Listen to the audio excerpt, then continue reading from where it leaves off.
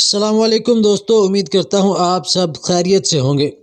پیارے دوستو، ویڈیو کا باقاعدہ آغاز کرنے سے پہلے آپ سب سے گزارش ہے کہ ویڈیو کو اینڈ تک ضرور دیکھیں اور چینل کو سبسکرائب کر دیں۔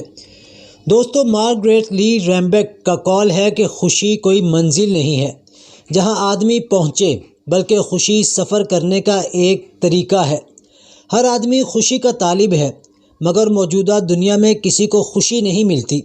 یہ دنیا اس لیے بنائی ہی نہیں گئی کہ یہاں آدمی اپنی خوشیوں کا گھر تعمیر کر سکے۔ جو شخص خوشی کو اپنی منزل سمجھے وہ کبھی خوشی کو نہیں پا سکتا۔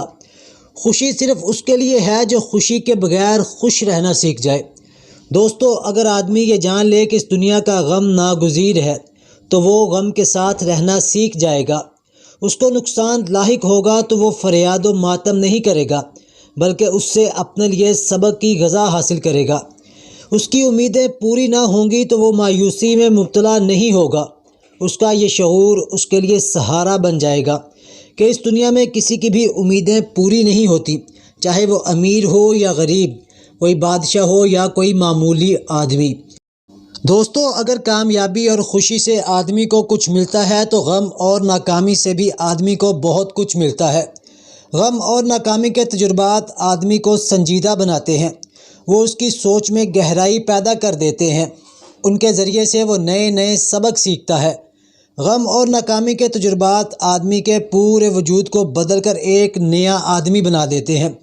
اگر دنیا میں صرف خوشی اور کامیابی ہوتی تو دنیا سطحی اور بے حس انسانوں کا قبرستان بن جاتی۔ یہ دراصل غم اور ناکامی ہی ہے جس کی وجہ سے دنیا کبھی زندہ انسانوں سے خالی نہیں ہوتی۔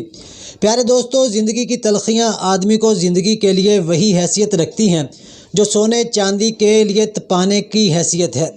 تپانے کا عمل سونے اور چاندی کو نکھارتا ہے۔